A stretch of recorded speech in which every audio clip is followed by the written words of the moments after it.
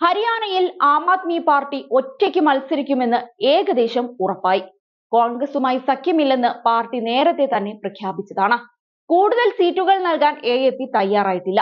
അതേസമയം അരവിന്ദ് കെജ്രിവാളിന്റെ ഭാര്യ സുനിത കെജ്രിവാൾ പ്രചരണത്തിന് തുടക്കമിടും. പഞ്ച്കുലയിൽ ഇന്ന് നടക്കുന്ന വമ്പൻ പരിപാടിയിൽ AAPയുടെ വാഗ്ദാനങ്ങൾ സുനിത അവതരിപ്പിക്കും. പഞ്ച്കുലയിലെ ടൗൺ ഹാളിലാണ് തിരഞ്ഞെടുപ്പ് പ്രചരണത്തിന് തുടക്കമിടുന്നത്.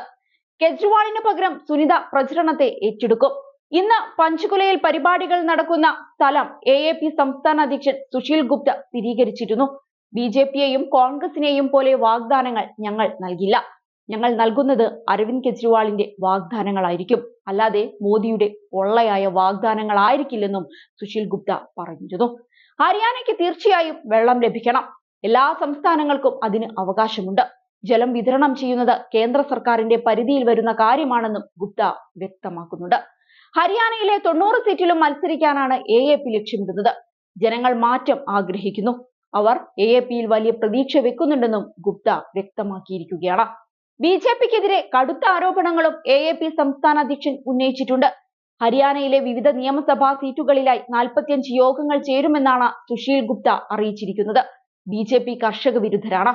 സംസ്ഥാന സർക്കാർ എല്ലാ തന്ത്രവും ഉപയോഗിച്ച് പ്രതിഷേധത്തെ അടിച്ചമർത്തുകയാണ്.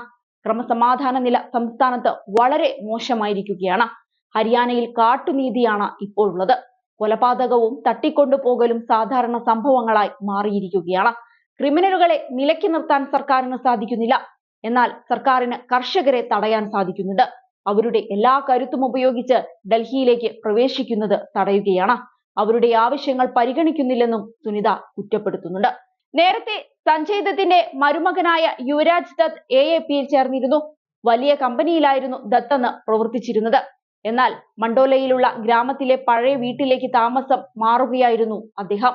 നേരത്തെ ഓർഗാനിക് മത്സ്യകൃഷിയും ആരംഭിച്ചതായി ഗുപ്ത പറഞ്ഞിരുന്നു. ഹരിയാനയിൽ മത്സരിക്കുന്ന കാര്യം ജനങ്ങൾ തീരുമാനിക്കുന്നില്ലെന്ന് യുവരാജ് പറഞ്ഞിരുന്നു. AAPയിൽ പ്രവർത്തിക്കുന്ന കാര്യം മാത്രമാണ് ഇപ്പോൾ മനസ്സിലുള്ളത്. AAPയുടെ അഴിമതി വിരുദ്ധ പോരാട്ടം തനിക്ക് ഏറെ ഇഷ്ടമാണെന്നാണ് യുവരാജ് എന്ന് പറഞ്ഞിരുന്നത്. അതേസമയം 2019 തിരഞ്ഞെടുപ്പിൽ സംസ്ഥാനത്തെ 90-ൽ 46 സീറ്റുകളിലും AAP മത്സരിച്ചിരുന്നു. എന്നാൽ 1% താഴെ മാത്രം വോട്ടാണ് നേടിയത്. ഇത്തവണ കൂടുതൽ ശക്തി സംഭരിച്ച് AAP മത്സരിക്കുമ്പോൾ അത് കോൺഗ്രസിന് തിരിച്ചടി നൽകുമോ എന്ന ആശങ്കകളും ശക്തമാണ്.